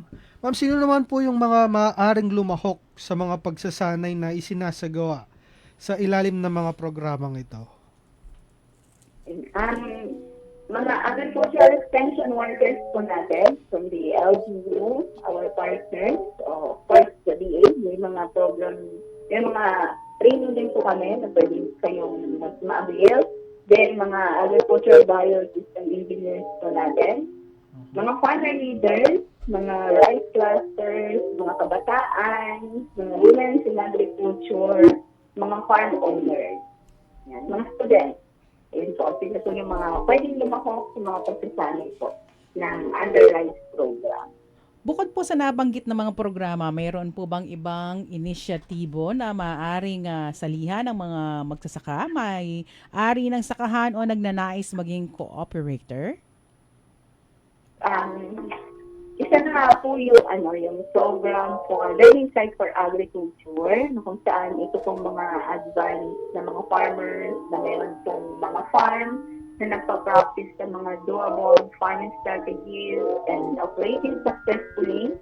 Kung gusto po nilang maging partner ng ATI, na kung saan pwede po sila maging business area, hands-on area, then sila na rin po yung mag-share ng kanilang technology. Pwede po natin silang i-certify at learning site for agriculture. Then, meron din mga support ang ATI po dito sa mga LSP. Yun po. Yun po yung mga other initiative na pwede natin pong salihan sila mga magsasaka po. Mm-hmm. At paano at saan maaaring sumangguni po ang mga nagnanais pong dumalo sa mga isasagawang pagsasanay po ng ATI? Yan. Mostly po yung training po natin for F2C po, targeted na and identified naman na po sila. I think kung member po sila nung clusters na to, mapapasali na po sila sa pagsasanay. Sa mga agricultural extension workers naman po natin, pwede po kayong mag-message sa ATI Central Luzon, or pwede po tayo makipag-coordinate sa mga provincial rice program coordinators po natin. Or pwede po directly pumunta rin dito sa opisina po ng ATI, particularly sa partnership and accreditation section. Mm-hmm. Ano po ang inyong mensahe para sa mga magsasaka, mangingisda, kabataan at kababaihan na patuloy na tumatangkilik at sumusuporta sa sektor ng agrikultura? Yan. Kami po ay saludo sa ating mga magsasaka sa patuloy po sa patuloy na pagdatanim or pagpapabuti po ng kanilang pagsasaka, at sa mga kabataan po na nasa sektor ng agrikultura. Sana po i-embrace po natin yung ganitong mga pagsasanay para patuloy po na pag-improve ng ating knowledge and skills pagdating po sa mga rice and rice-based na technology. So, ito na naman po. Maraming pong salamat po sa pakikinig ngayong umaga. Alright, ito na po yung pagkakataon para ma-shoutout ang mga nais po nilang batiin, Ma'am Reynalyn. Ayan, binabati ko po ang aking mga kasamahan dito po sa ATI Central Luzon. And of course, particularly dito po sa aming section, Partnership and Accreditation section. At siyempre sa lahat po na nakikinig, aming mga co-operator, mga learning side for agriculture.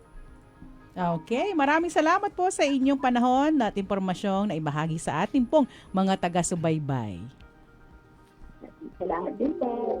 Ayan at ating napakinggan ang topic na Rice Program, Suporta, Pagsasanay ng ATI Central Luzon para sa magsasaka sa gitnang Luzon. Ating natalakay na po sa pamamagitan po ng Senior Agriculturist, Rice Point Person ng DA ATI Central Luzon na si Ms. Reynalyn C. Gulen.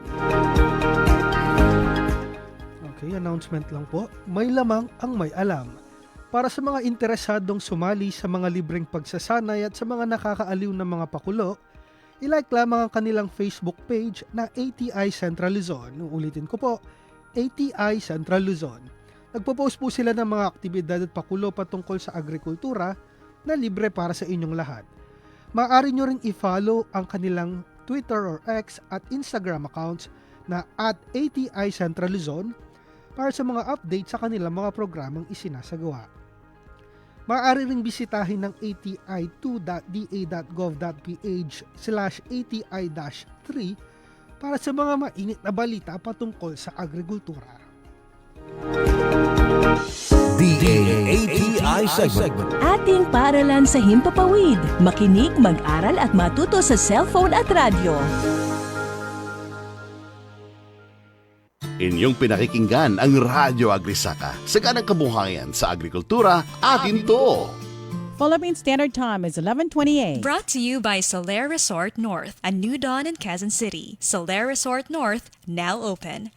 Good news, Kabalen! Your favorite Grumpy Joe in Baguio City is now in the heart of city of San Fernando, Pampanga. Come and try Grumpy Joe's famous 5 cheese and Grumpy Joe's special pizza, signature lasagna, spicy seafood pesto pasta, April's Greek salad, Grumpy Joe fried chicken, pork ribs, burgers, refreshing drinks, and many more. Also accepting advance orders for takeout. Call 0999-955-7192. So, what are you waiting for? Head on to Grumpy Joe Pampanga, located at MacArthur Highway, Barangay San Agustin, City of San Fernando, Pampanga, in front of Walter Mart. Open daily from 10 in the morning till 9 in the evening. Now available on Grab Food Delivery. See you there! Ito ay commercial tungkol sa commercials! Nagtataka ba kayo kung bakit 99.9% lang ang germs na napapatay ng alkohol? Hindi dahil may pasaway na germ na ayaw mamatay. May Code on Responsible Advertising na gumagabay sa lahat ng advertisers. Bawat claim binubusisi para sa ikabubuti ng Filipino consumer. Kapag di totoo, no-go. May standards kami. Kaya may Ad Standards Council. Learn more at asc.com.ph. Ito po ang Radyo Agri-Saka, saganang kabuhayan sa agrikultura, atin to.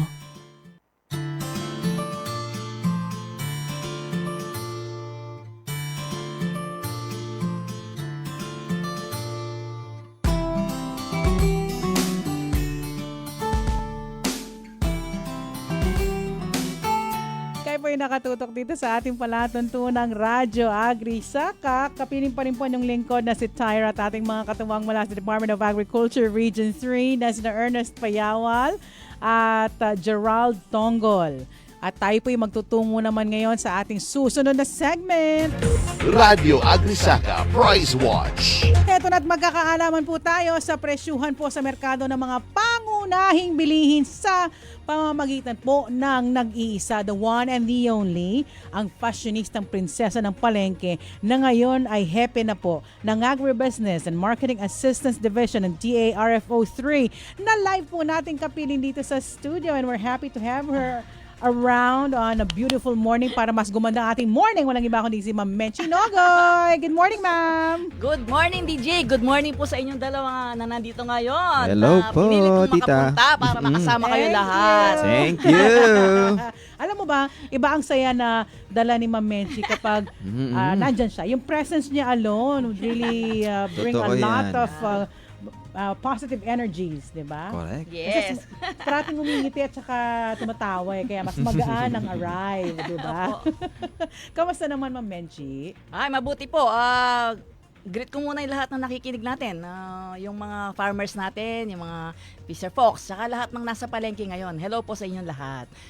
Galing po ako sa San Nicolas Public Market sa May Okay. Angeles City, siyempre. DJ, bigay ko na yung updates. Sige po, go ahead. Ito na po yung update sa presyo natin ngayon. Sa Nicolas Public Market po, Angeles City. Ang bigas po natin, ang regular milled rice po nila is nagre-raise from 47, 48, 49 ang kilo.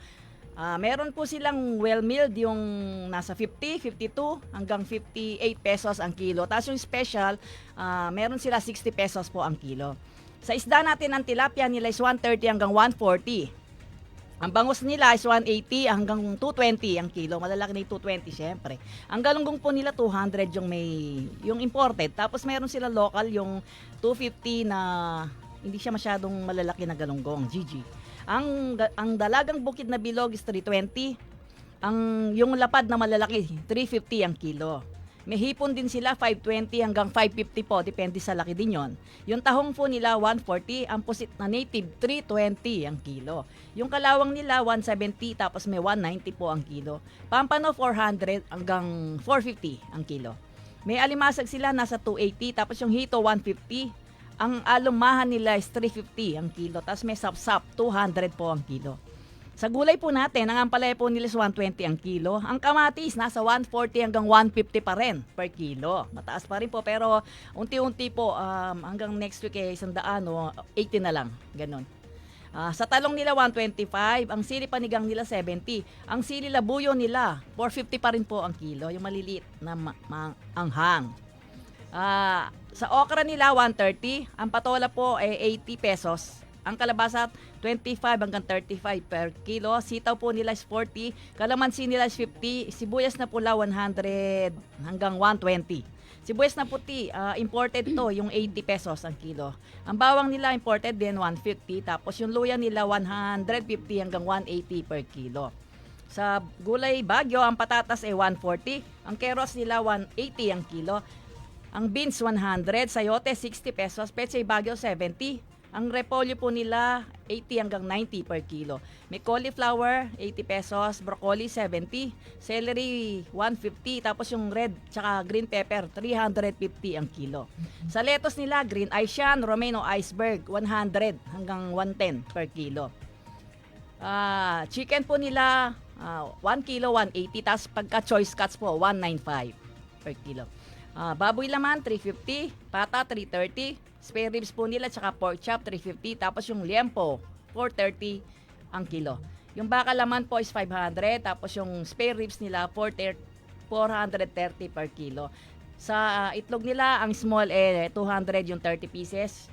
220 yung medium. 30 pieces po per tray po ito. Tapos yung large na 225, XL is 250 per kilo. Sugar white 78, tas may 80. Yung wash nila 70, yung brown sugar is 68.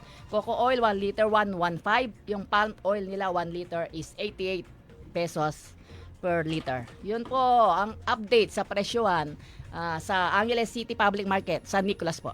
Alright, thank you so much sa update. Uy, bukas mukhang magtataas na naman. Martes. Ay, na naman. Ano ba yan? Martes na yung pinaka-ayaw kong araw. Ako na, pagdating ng weekend, inaalam ko na, tataas ba, bababa. Para maalam ko ba kung ako yung magpapa-diesel na ba. Ano ba yan? Oo, mga ganon. So, Yes. salamat po sa update. Ito naman, gusto naming malaman, Ma'am Menchi, kung kamusta naman po ang presyuhan, what you call this, ang Kadiwa. Ano po ang update po natin so far? Yung mga Kadiwa stores natin, yun tuloy-tuloy yun kasi permanent structure, Kadiwa stores. yung mga pop-up natin na pan-request yun ng mga ating mga LGUs, ng ating mga farmers, so kung mga gustong magbenta na, yung mga pop-up na yan, nire-ready na natin yan. Siyempre, kailangan natin may mapakain sa kanila yung mga ating mga exhibitors, kailangan meron silang lunch, ganon, dinner, ganon. Tapos yung Kadiwa centers natin, yung sa San Jose del Monte, Bulacan pa lang naman, pero yung sa iba-ibang part ng Metro Manila, tuloy-tuloy po yung Kadiwa nila. Yung Kadiwa Center natin sa San Jose del Monte, tuloy-tuloy yon every Thursday, Friday at Saturday. Alam naman po nating lahat na ang Kadiwa Center po natin ay may permanent structure at kailangan lang po na may days kung kailan siya mag-ooperate o magtitinda. Yun po, 3 days po yung naka-open. Yun lang ang pagkakaiba niya sa Kadiwa Store. Yung Kadiwa Store, every day at may permanent structure po siya para marami pong maka-avail na mga consumers po natin. Yes. Okay, sa Central Luzon po ba, do you have an idea kung gaano po ba karami itong mga Kadiwa pop-up store po bang tawag sa mga ito? Hindi, Kadiwa stores po. Dito Okay. sa Region 3, meron, hindi ko alam yung exact na bilang, pero Zambales, meron na tayong 2. Dito sa Pampanga, meron din po tayo. Sa Nueva Ecija, meron din po tayo. Mga dati pong mga bagsakan, kuminsan po yung barangay bagsakan po natin, na ipa-convert na po natin siya into Kadiwa stores para po yung mga mga product po ng ating mga farmers, kasi po kalamihan po nang nag-ooperate yan mga farmers cooperatives associations po, kaya yung mga product po nila doon nila ibinebenta sa murang presyo, siyempre direct na para mabawasan na po yung dinadaanan na mga traders, so So ang advantage kasi noon yung presyo hindi na nababarat. Tama po ba? Hindi po. Tsaka yung presyo po niya direct, dahil direct po yung farmers na mga members po ng co-op yung nagtitinda doon sa mga stores natin. Okay. Hindi na po siya dumadaan ng maraming mga kamay-kamay.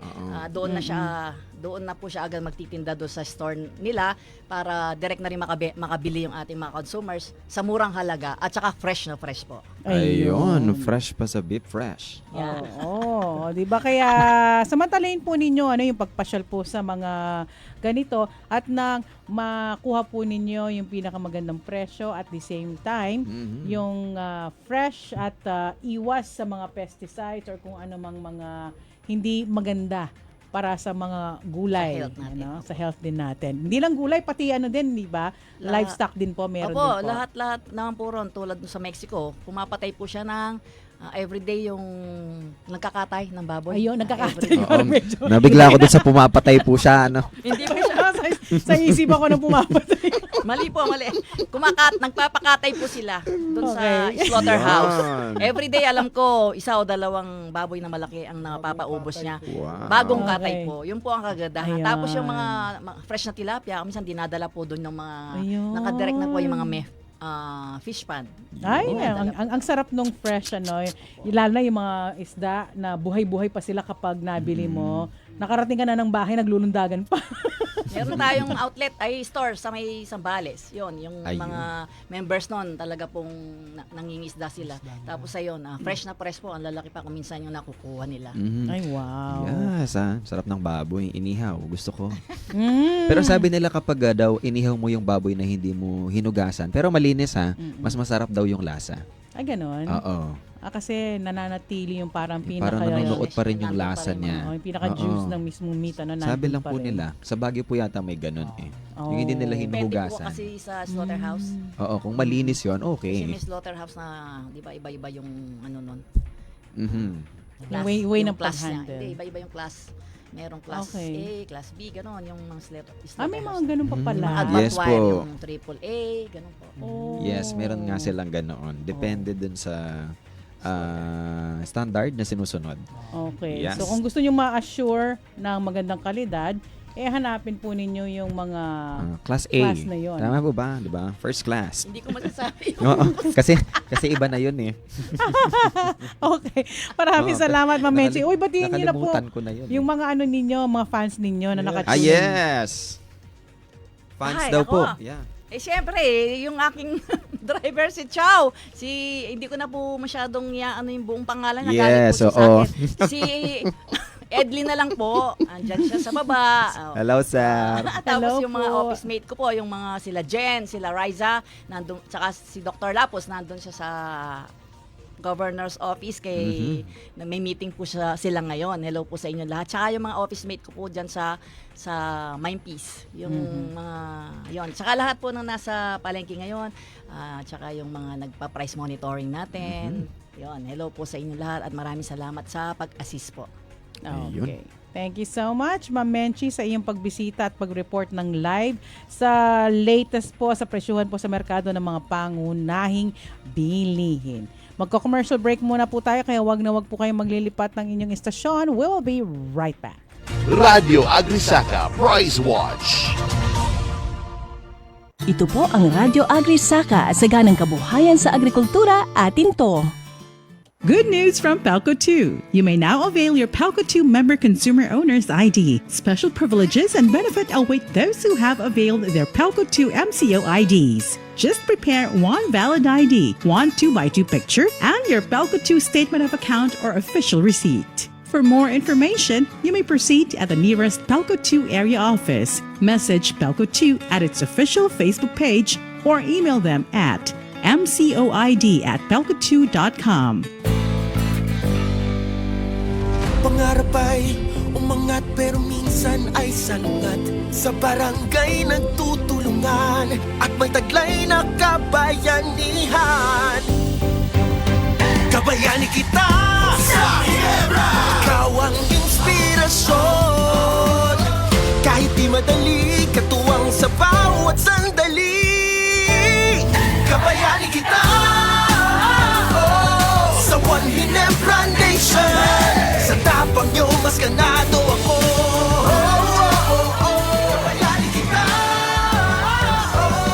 sa One Ginebra Nation. Kaya para sa barangay, ako namang magbibigay. Kabayani ka. Kabayani, kabayani, kabayani kita. Luzon, Visayas at Mindanao. Never say die, isigaw. Kabayani kita. Drink responsibly. Sa tapang mo, mas ganado ako. Itaas ang tagay para sa bagong taon. Kabayani kita sa One Ginebra Nation. Drink responsibly. Hi, I'm your friendly neighborhood radio jock, Don Marco, inviting you to a positively charged, awesome day on Sunny Side Up, weekdays 5 to 9 a.m. Embrace the brighter side of life. Nuka rin ka pa, Kenny na ka. Nagbabalik ang Radyo Agrisaka, saganang kabuhayan sa agrikultura, atin to. Dagdag kaalaman sa kabukiran.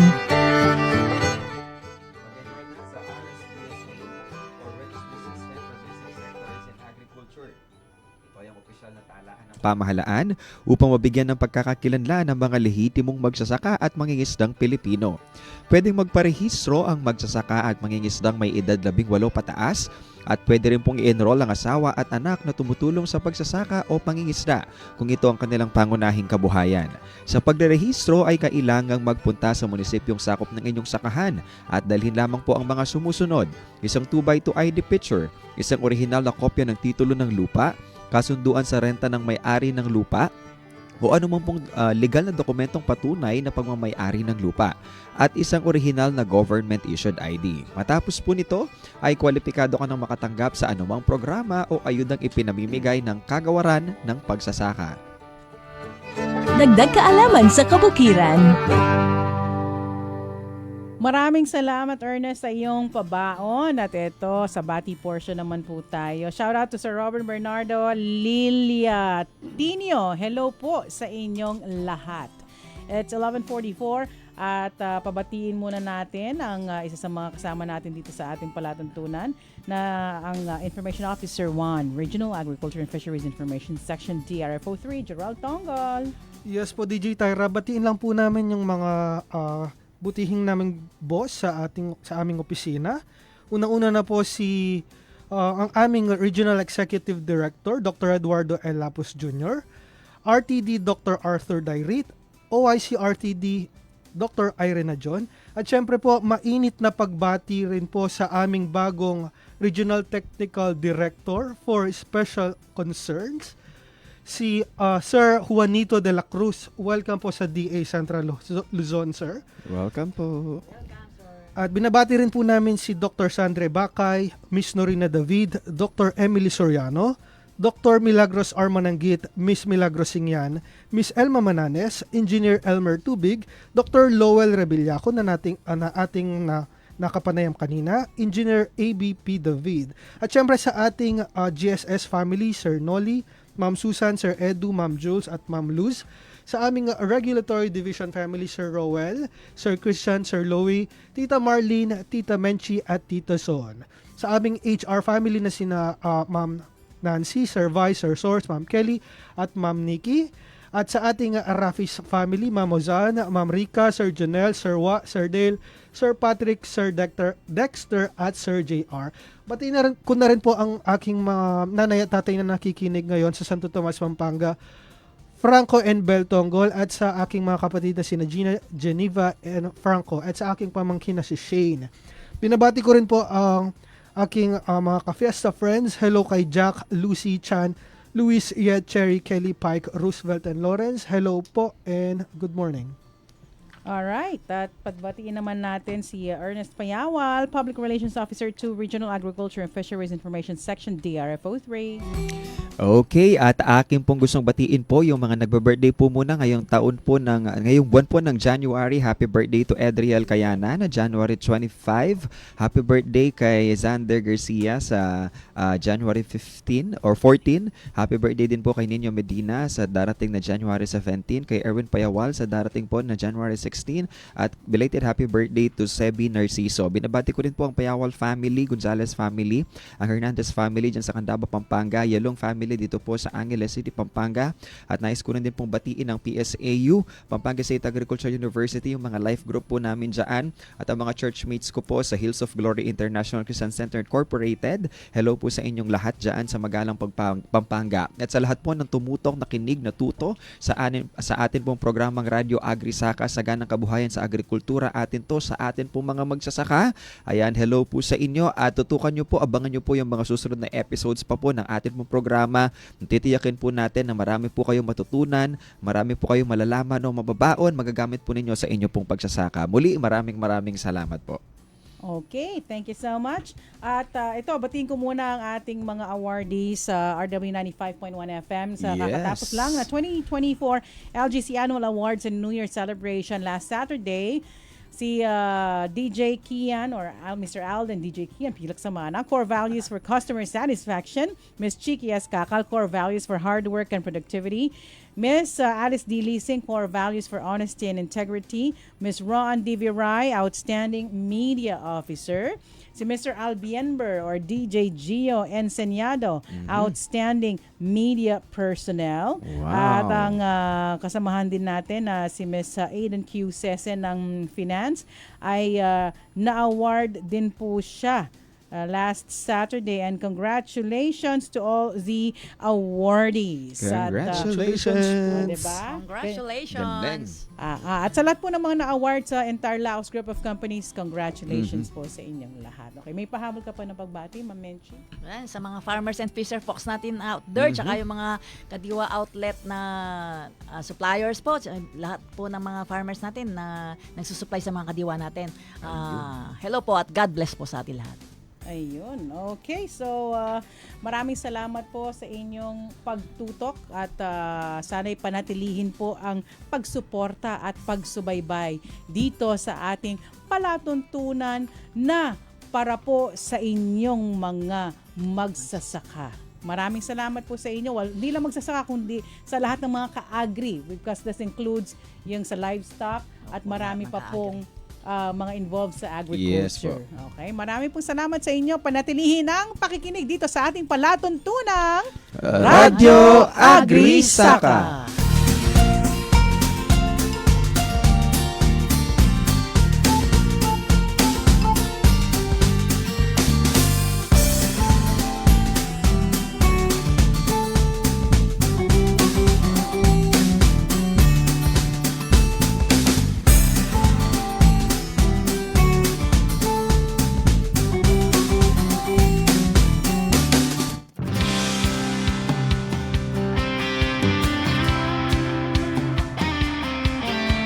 kwento ng bagong pananaw.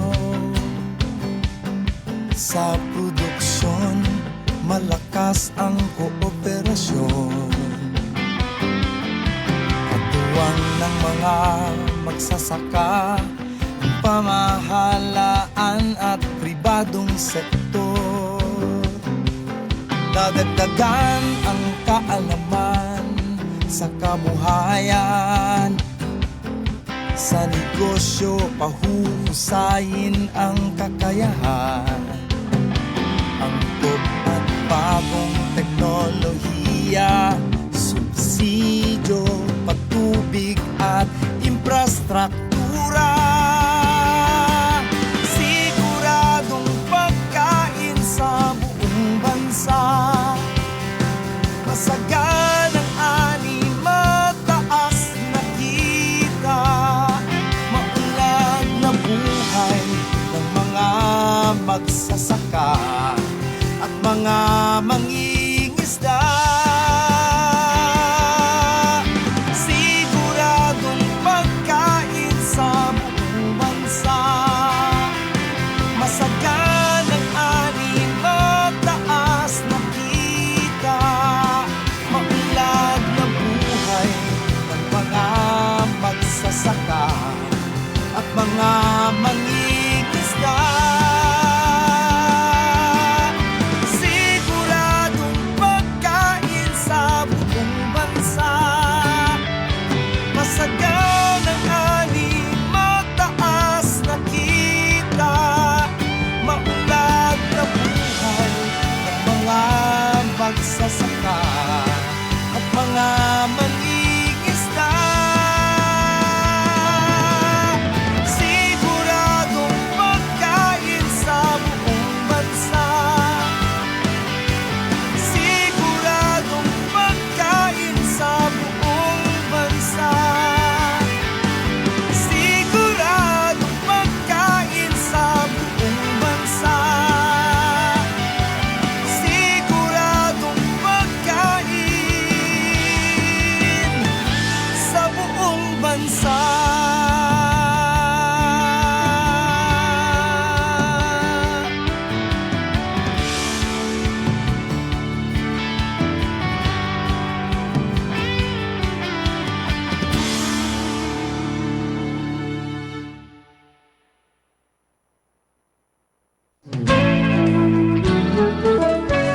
Ang mga kuro-kuro na inyong napakinggan ay tanging opinyon po lamang ng mga panauhing tagapagsalita at hindi sa pamunuan ng himpilang ito. Maraming salamat po sa inyong pagsubaybay.